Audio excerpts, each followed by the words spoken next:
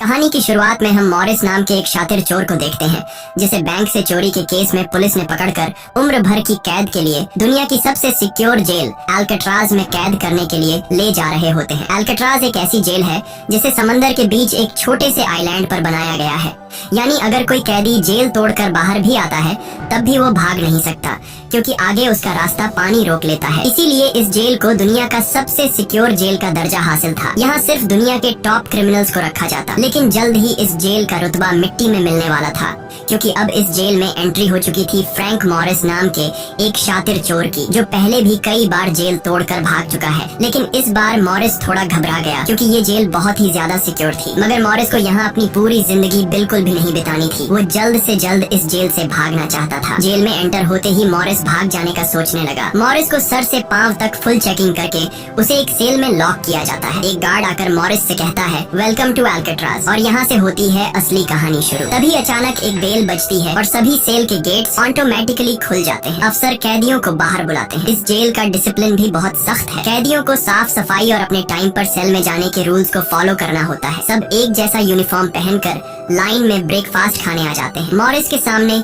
Litmus नाम का एक कैदी होता है। मॉरिस पूछता है कि मुझे तो कांटा ही नहीं मिला, अब मैं नूडल्स कैसे खाऊंगा। लिटमस उसे कहता है, अबे ये तेरा घर नहीं है, जो तुझे मिला है उसे चुपचाप खा ले। तभी वुल्फ नाम का एक खतरनाक कैदी मॉरिस को चिढ़ाने लग जाता है। वुल्फ से जेल में हर एक कैदी तंग था। वो यहाँ हर एक कैदी पर अपनी मनमानी चलाता था और उस पर बलात्कार के ढेर सारे केस भी हैं। इस जेल में एक से बढ़कर एक खतरनाक कैदी रखे जाते हैं। यहाँ लिटमस मॉरिस से थोड़ा खाना मांगता है और इस दौरान मॉरिस उसे अपनी प्लेट दे देता है। जब मॉरिस टेबल के नीचे से देखता है तो उसे पता चलता है कि लिटमस खुद खाना नहीं खा रहा बल्कि वो चूहे को दे रहा है। रात को एक गार्ड मॉरिस को वार्डन के पास लेके जाता है। जब मॉरिस वार्डन के ऑफिस में पहुंचता है तो वार्डन मॉरिस से कहता है कि मैं जानता हूं कि तुम बहुत ही शार्प माइंड हो और बहुत इंटेलिजेंट भी हो, लेकिन वो सब यहाँ किस काम का, क्योंकि तुम्हारे जैसे यहाँ कितने आए और गए पर यहाँ से कोई बच नहीं पाया। यहाँ कैदी बहुत ही स्ट्रिक्ट रूल्स फॉलो करते हैं। 2 महीने में एक बार ही कोई तुमसे मिलने आ सकता है और वो भी तब अगर मेरा मूड अच्छा हो। वार्डन बहुत ही सख्त इंसान है जो जरा सी गलती पर भी कैदियों को बहुत ही स्ट्रिक्ट पनिशमेंट देता है। वार्डन कहता है, यहाँ से भागने का सोचना भी मत, नहीं तो तुम्हारे टुकड़े टुकड़े कर दिए जाएंगे। जिस पर मॉरिस जवाब देता है, नहीं सर, आपके होते हुए यहाँ से कौन भागने का सोच सकता है। लेकिन असल में पहले दिन से ही मॉरिस के दिमाग में यहाँ से भागने की प्लानिंग शुरू हो चुकी थी। इस दौरान मॉरिस मौका देखते ही वार्डन का नेल कटर चुरा लेता है, जो वैसे तो बहुत ही छोटी सी चीज थी, पर मॉरिस को पता था कि अल्काट्राज जैसे जेल में इस छोटे से नेल कटर से भी बहुत बड़ा काम लिया जा सकता है। मॉरिस वापस सेल में आते ही इस नेल कटर को बाइबल में छुपा देता है। अगले दिन बाथरूम में वुल्फ फिर मॉरिस को परेशान करने लगता है, पर इस बार मॉरिस उसे छोड़ने वाला नहीं था। अब मॉरिस अपना असली रूप दिखाता है और उसे पकड़कर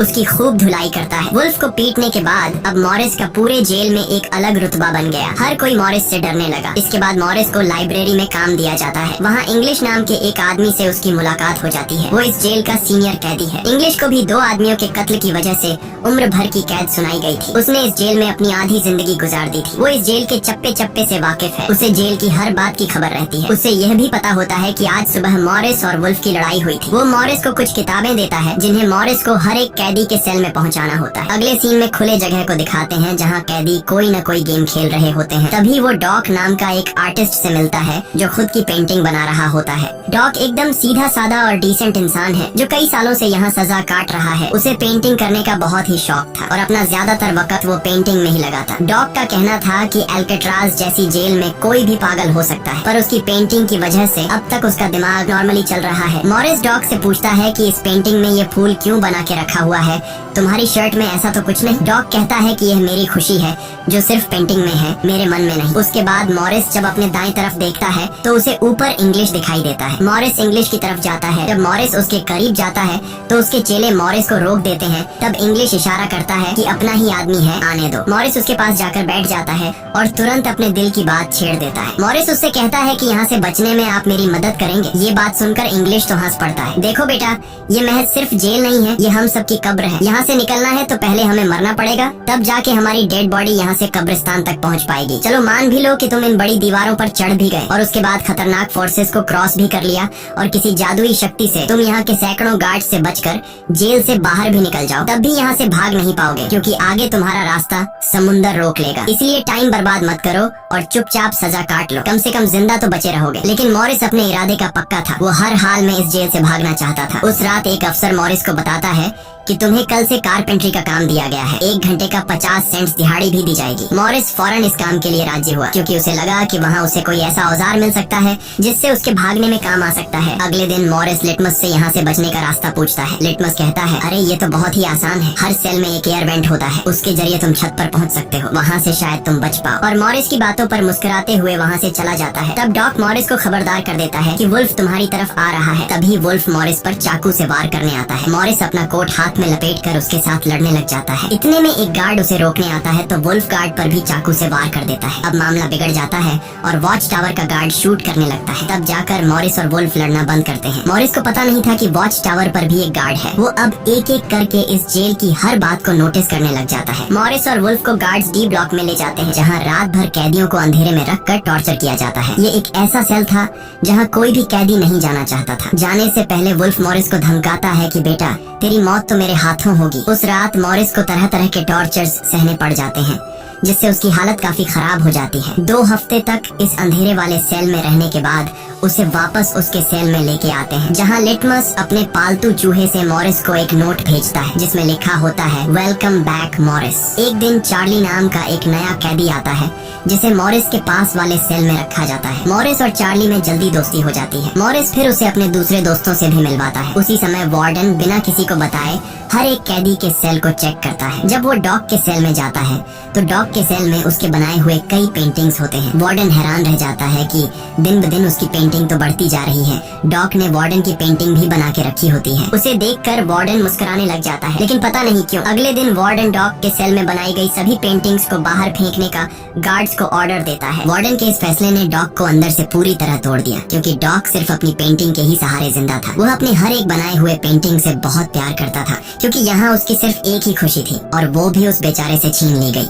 मॉरिस उसे समझाता है कि कोई बात नहीं, वो सिर्फ पेंटिंग ही तो थी, तुम और भी बना सकते हो। लेकिन डॉग इस सदमे से बाहर नहीं आ पा रहा था। अगले दिन उसे देखकर मॉरिस गार्ड से कहता है कि प्लीज डॉग पर नजर रखिए, वो बहुत ही परेशान दिख रहा है, कहीं वो खुद को नुकसान न पहुंचा ले। फिर गार्ड मॉरिस को कहता है, तुम अपने काम से काम रखो। डॉग को भी मॉरिस के साथ कारपेंटर का काम दिया जाता है। तभी डॉग छुपकर मॉरिस की जेब में कुछ रख देता है। उसके बाद वो एक गार्ड को बुलाता है और कारपेंटरी के लिए दी गई कुल्हाड़ी से अपनी 3 उंगलियां काट लेता है और कहता है कि जिन उंगलियों से मैं पेंट नहीं कर सकता उनकी मुझे जरूरत नहीं है। यह कहकर वो चिल्लाने लग जाता है। तब गार्ड उसे पकड़ कर ले जाते हैं। मॉरिस देखता है कि डॉग ने उसके कोट में वही फूल डाल दिया है जिससे उसने अपनी पेंटिंग बनाई थी। शायद वो मॉरिस को बताना चाहता है कि इन लोगों ने मेरी खुशी मुझसे छीन ली। मॉरिस डॉग की कटी हुई उंगलियां उठाकर एक डिब्बे में डालता है और गार्ड को देखकर कहता है कि जाओ अपने वार्डन को दे दो, वो इसे देखकर बहुत खुश होगा। अगले दिन मॉरिस अपने सेल में बैठा होता है। तभी वो देखता है कि एक कॉकरोच एयर वेंट के अंदर जा रहा है, जिससे उसे अंदाजा हो जाता है कि यहाँ से बाहर जाने का कोई रास्ता जरूर होगा। इतने में इंग्लिश आकर बताता है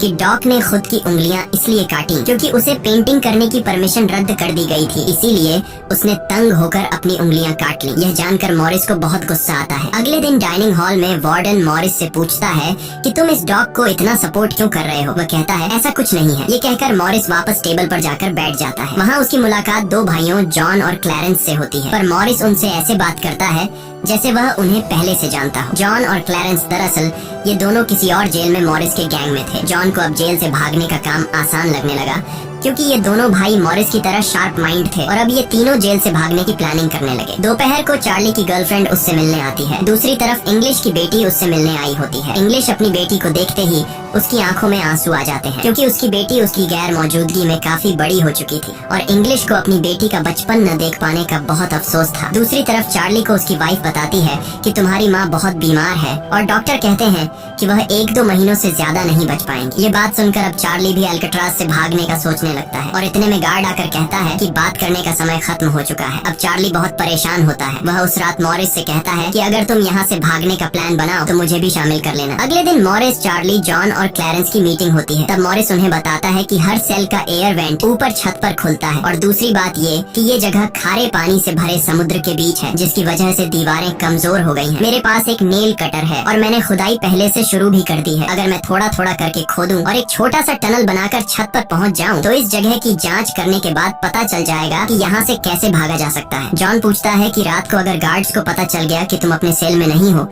तो उन्हें शक नहीं होगा क्या? तभी क्लैरेंस बताता है कि इस मसले का हल मेरे पास है। वो कहता है कि यहाँ मेरे पहचान का एक बार्बर है जो कैदियों के बाल काटता है। वह हमें बाल सप्लाई कर सकता है और उसे यूज करके हम एक डमी हेड बनाकर उसे बेड पर लिटा देंगे, जिसके बाद अगर हम दीवार की सुरंग से निकलकर ऊपर छत पर भी होंगे तब गार्ड्स को शक नहीं होगा, क्योंकि हमारे सेल के बेड पर नकली सिर रखे होंगे। पर बात अभी भी वहीं अटकी हुई थी कि जेल से तो निकल जाएंगे, लेकिन समुद्र का पानी कैसे पार करेंगे? मॉरिस जॉन से कहता है, देखो इसमें मुझे तुम्हारी मदद की जरूरत पड़ेगी। तुम तो क्लोजिंग डिपार्टमेंट में काम करते हो, वहाँ तुम्हें उन पुलिस अफसरों के लिए बनाए गए रेनकोट्स मिल जाएंगे, तो तुम कुछ रेनकोट्स चुरा कर मुझे दे देना। हम उससे एक ट्यूब बोट और लाइफ जैकेट बनाकर समुद्र को पार कर सकते हैं। यहाँ चार्ली कहता है, भाई मुझे भी कोई काम दो, मैं भी तुम लोगों की मदद करना चाहता हूँ। मॉरिस चार्ली से कहता है कि जब मैं वेंटिलेशन की जाली खोदूं तो तुम पहरा देना ताकि कोई गार्ड हमें देख न ले, और जब तुम खोदोगे तब मैं पहरा दूंगा। मॉरिस का प्लान सभी को पसंद आता है और उसी रात में काम शुरू कर देते हैं, लेकिन दीवार खोदने के लिए नेल कटर बहुत छोटा था, जिसे चलाने में मॉरिस को बहुत जोर लगाना पड़ता और मॉरिस को दीवार खोदने में काफी मुश्किल हो रही थी। उसके हाथ में कहीं छोटे भी आए, लेकिन वो धीरे धीरे उस होल को खोदने लगता है। अगले दिन वो खाने के टेबल पर अपने दोस्तों से कहता है कि मुझे खुदाई के लिए एक बड़े औजार की जरूरत है, नेल कटर से दीवार खुरेदना बहुत मुश्किल हो रहा है। तभी मॉरिस ने अपने हाथ में चम्मच को देखते हुए उसके दिमाग में एक आइडिया आया। वो जानबूझकर चम्मच को अपने जूते पर घिसकर उसे गंदा कर देता है। उसके बाद मॉरिस ने गार्ड को बुलाया और कहा कि ये चम्मच गंदा है, मुझे दूसरा चम्मच दो। बाकी लोगों ने भी गार्ड से उनका चम्मच बदलने की रिक्वेस्ट की। गार्ड को इसमें कोई गड़बड़ नहीं लगी और उसने फौरन चम्मच बदलने की इजाजत दे दी, जिसके बाद वह सीधा टेबल की तरफ बढ़ता है जहाँ एक और सिक्योरिटी गार्ड सीट पर बैठा होता है। पर जैसे ही वह टेबल पर रखे हुए चम्मच बदलने लगता है तो जॉन ने वहाँ मौजूद गार्ड को बातों में उलझा लिया, जिसका फायदा उठाते हुए मॉरिस ने एक के बजाय दो चम्मच उठा लिए और एक को जेब में छुपा कर रख दिया, जिसके बाद वह सीधा अपने सेल में चला जाता है। रात को इंग्लिश उसे बुक देने आता है तो मॉरिस पूछता है कि क्या यहाँ पर वेल्डिंग करने वाला कोई इक्विपमेंट मिलेगा? इंग्लिश समझ जाता है कि मॉरिस के सिर पर अब भी जेल से भाग निकलने का भूत सवार है। वह कहता है कि मैं तुम्हें पहले भी बता चुका हूँ कि तुम्हारी कोशिश बेकार हो जाएगी, क्योंकि तुम पकड़े जाओगे और शायद अपनी जान भी गंवा दोगे। इतने सालों में मुझे कभी भागने का ख्याल नहीं आया, क्योंकि मैं जानता हूँ ये इम्पॉसिबल है, लेकिन तुम जिद्दी हो तो मैं क्या कर सकता हूँ, करो कोशिश। लेकिन मॉरिस को उसकी वार्निंग का कोई फर्क नहीं पड़ता। वह अगले दिन लिटमस से माचिस मांगता है और कहता है कि अगर आप मेरी मदद करेंगे तो मैं आपके चूहे को अपने हिस्से का खाना हर रोज दूंगा। लिटमस खुश होकर ये डील मान जाता है, क्योंकि लिटमस को चूहा बहुत पसंद था। उसी रात लिटमस मॉरिस को अपने माचिस पास कराता है। मॉरिस नेल कटर के एक हैंडल को निकालता है, जिससे वह एक छोटा सा बेलचा बनाने जा रहा होता है। फिर वह चम्मच को तोड़कर नेल कटर की हैंडल से जोड़ लेता है। फिर माचिस चलाकर दोनों को अच्छी तरह से वेल्ड करके एक नुकीला औजार तैयार कर लेता है। बस फिर क्या था, वो वेंट के चारों ओर खुदाई शुरू करता है। चार्ली पहरा देता है। अगर कोई गार्ड उस तरफ आया तो वह तुरंत सीटी मारकर मॉरिस को सिग्नल देगा। पर पहरा देते देते चार्ली की आंख लग जाती है और तभी वहाँ पर एक गार्ड आता है। पर खुशकिस्मती से एन वक्त पर इंग्लिश ने बीच में आकर उस गार्ड का ध्यान भटकाया और दूसरी तरफ इंग्लिश की बातचीत सुनते हुए चार्ली की भी आंख खुल गई, लेकिन टेंशन में वह सीटी भी नहीं मार पाता। जिसके बाद वह कोई चीज गिरा देता है तो मॉरिस उसका इशारा समझकर वेंट को कवर करके बेड पर लेट जाता है। गार्ड पूछता है कि यहाँ कुछ जलने की स्मेल आ रही है। मॉरिस कहता है, सर आपके रहते मजाल है कि कोई स्मोक करेगा, मुझे तो कोई बू नहीं आ रही है। उस गार्ड को भी ठंडक पहुँचती कि चलो कोई तो मेरी कदर करता है। उसके जाते ही मॉरिस वेंट के चारों ओर कंक्रीट निकाल देता है, लेकिन वो देखता है कि वेंटिलेशन जाली के साथ पेच भी घुसे गए हैं, जिसे काटने के लिए कोई शार्प औजार लगेगा। इस दौरान मॉरिस को जब भी बाहर जाने का मौका मिलता तब वह ग्रिल से निकली हुई सीमेंट को चुपचाप बाहर गिरा देता। अगले दिन कारपेंटर का काम करते हुए वह एक मेटल उठा लेता है जो चाकू की तरह शार्प है, लेकिन चार्ली उसे कहता है कि मेटल डिटेक्टर से बचकर तुम्हें इसे बाहर कैसे लेके जाओगे। मॉरिस बहुत ही कॉन्फिडेंस से कहता है कि वो सब मैं देख लूंगा। जब मॉरिस बाहर जाता है तो दरवाजे पर मेटल डिटेक्टर बजने लगता है। दरअसल मॉरिस मेटल को हाथ में उठा लाया था। गार्ड पूछता है कि ये क्यों लेके जा रहे हो? मॉरिस कहता है, सर वो मैंने सोचा कि कपड़े टांगने के लिए इसे यूज करूंगा। गार्ड कहता है, ज्यादा होशियार मत बनो और वो मुझे दे दो। ये कहकर गार्ड वो मेटल उससे ले लेता है और मॉरिस को पूरी तरह चेक करके जाने देता है, लेकिन अपना हीरो तो हीरो है। दरअसल उसने दो मेटल चुराए थे, एक हाथ में लाया था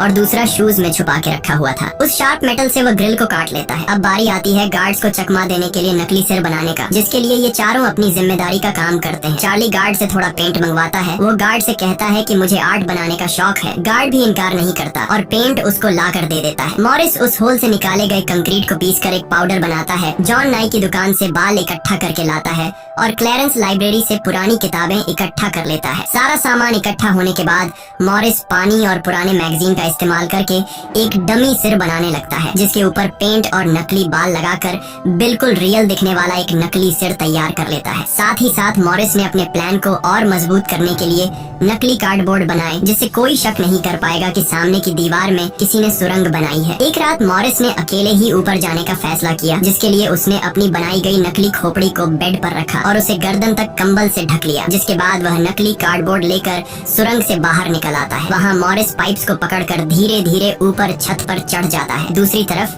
चार्ली बाहर पहरा दे रहा होता है। छत पर पहुँचने के बाद मॉरिस देखता है कि वहाँ ऊपर एक लोहे का ग्रिल है, जिस तक वह कूद कर भी नहीं पहुँच पाता।